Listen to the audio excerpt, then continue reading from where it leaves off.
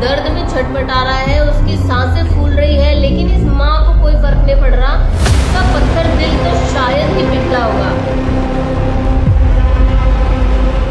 एक 11 साल का बच्चा जिसके दिन की शुरुआत मार से होती है और दिन की एंडिंग भी मार से, मतलब इन 11 सालों में शायद ही कोई ऐसा दिन गया होगा जब उसने मार ना खाई हो, और वो भी अपनी खुद की माँ के हाथों से। और इस माँ का दिल इतना पत्थर दिल है कि वो भी जब मारने पे उतरती है ना, तो ये नहीं देखती कि हाथ में क्या है। हाथ, लात, घूंसे, चेयर, टेबल, जो भी हाथ में आ रहा है उससे इतना बेरहमी से मारती है कि बच्चे को चाहे कहीं भी लगे कोई फर्क नहीं पड़ता। और एक वीडियो में तो इतनी हद पार हो गई कि ये माँ अपने बच्चे के सीने पर चढ़कर बैठी है और लगातार इतनी थप्पड़ों से उसे मार रही है कि वो दर्द में झटपटा रहा है, उसकी सांसें फूल रही है, लेकिन इस माँ को कोई फर्क नहीं पड़ रहा। इसका पत्थर दिल तो शायद ही पिघला होगा। हरियाणा फरीदाबाद की रहने वाली ये औरत, जो कि ऑक्यूपेशन से एक डॉक्टर भी है और दर्जे से एक पत्नी और एक माँ भी है, और शायद इसी वजह से इसको दर्द क्या होता है इसका एहसास नहीं है। और इसने अपने बच्चे की जिंदगी में माँ नाम के शब्द से एक वो डर बना दिया है कि आज उस बच्चे की जिंदगी में, मतलब हर एक पन्ना उसकी जिंदगी की कहानी का हर एक पन्ना एक खौफनाक सपने की तरह है। और मतलब वो बच्चा 11 साल का बच्चा पढ़ने में इतना होशियार है कि स्कूल में हमेशा टॉप करता है और पेंटिंग्स तो इतनी आउटस्टैंडिंग बनाता है। बट एक डिफरेंस है कि उसकी पेंटिंग्स जो नॉर्मल बच्चों की तरह खुशी और लव और नेचर से भरी हुई होती है ना, उसकी पेंटिंग्स में ऐसा कुछ नहीं है। उसकी पेंटिंग्स में वो दर्द, वो डर झलकता है जो उसने 11 सालों में देखा है। मतलब उसकी पेंटिंग्स बोलती है, रोती है। और जब वो अपनी माँ से ये पूछता है कि तुम मुझे क्यों मारती हो, मैंने ऐसी क्या गलती करी है, मुझे किस बात की सजा मिल रही है, तो माँ बोलती है तुझे मार के मुझे खुशी मिलती है। तुझे मार के जो दिन भर की थकान, जो पेशेंट को देख के फ्रस्ट्रेशन है ना, वो सब उतर जाती है। मतलब सच में ऐसा सोच सकते हो कि एक माँ अपने बच्चे को मारकर ये बोल रही है कि मुझे मेरी फ्रस्ट्रेशन उतर जाती है। और जब उसके पिता, जो कि एक बिल्डर है, ये बोलते हैं कि मैं जब भी अपने बच्चे को बचाने जाता हूँ तो ये मुझे सिर्फ एक ही बात बोलती है कि तुम हमारे बीच में मत आया करो, अगर आइंदा से बीच में आए तो मैं भी जहर खा लूंगी और इसको भी जहर खिला के मार दूंगी। तो फाइनली जब उसके पापा की सारी पेशेंस लेवल क्रॉस हो गई तो उन्होंने पुलिस में रिपोर्ट करवाई और पुलिस को सारे वीडियोस, सारे प्रूफ दिए,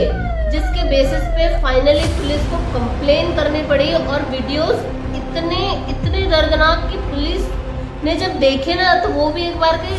सहम गए कि 11 साल के मासूम बच्चे के साथ इतनी हैवानियत तरीका। और जब उससे पूछा गया कि तुम इस बच्चे को इतना क्यों मारती थी, क्या ये बच्चा तुम्हें पसंद नहीं है, क्या तुम्हारे मतलब मन में कुछ है, तो उसने ये बोला जी नहीं, ऐसा कुछ नहीं है,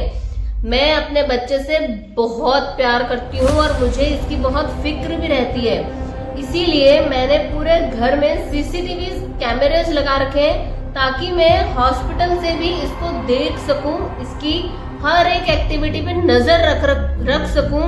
और जब भी ये कुछ गलत करता तो मैं घर पे आके इसको प्यार से नहीं समझाती, इसको हमेशा डरा के, डांट के, मार के समझाती, क्योंकि प्यार से बच्चे समझते नहीं है, बिगड़ जाते हैं और बच्चों में डर होना जरूरी है। मतलब सच में आप सोच सकते हो कि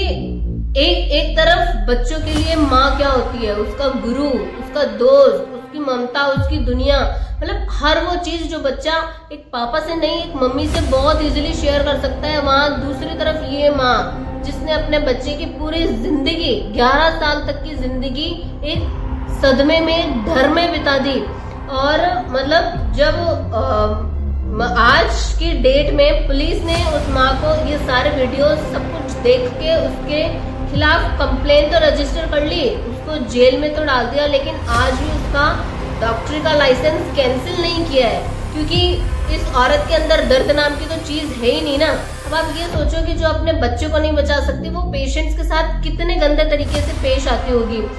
और बच्चे ने भी चाइल्ड वेलफेयर कमेटी में अपनी माँ के खिलाफ रिपोर्ट कराई है। हालांकि उस बच्चे के साथ जो 11 साल हुए, बच्चों का माइंड ना इतना नाजुक होता है कि वो जो बचपन होता है उसी में सारी चीजों को देख के अपना फ्यूचर बना लेते हैं। तो आप सोचो कि जिसका 11 साल तक इतना इतना इतना डरावना बचपन गया है, वो आज जब अपने दोस्तों को देखता है, उनके पेरेंट्स को उनके साथ खेलते हुए उनकी लाइफ को देखता है, और जब अपनी लाइफ देखता है ना तो वो अपने आप को सिर्फ ये बोल के कोसता है कि मेरे से ऐसी क्या गलती हुई होगी जो मेरे साथ ऐसा हो रहा है। मतलब मेरा ऐसा ओपिनियन है कि माँ जो अपने बच्चे का सबसे पहला बेस्ट फ्रेंड होती है, वो उसे कभी अपने बच्चे की बात सुनने और समझाने की जरूरत नहीं होती है। मेरे बिन कहे जो समझ जाए वो है माँ, जो अपनी हर खुशी हर चीज अपने बच्चों के लिए सैक्रिफाइस कर देती है। वो अगर ये कहे कि मैं अपने बच्चों को डांट के मार के समझा रही हूँ, तो इसका मतलब आज से बड़ा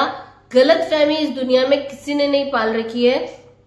और एक बात हमेशा याद रखना कि माँ बच्चों से खूबसूरत रिलेशन इस दुनिया में कोई सा नहीं है। और अगर आपका बच्चा आपको देख के डर रहा है, आपको आपके नाम से उसका खून खौल रहा है, तो समझ जाना कि आपका दुनिया में होना व्यर्थ है।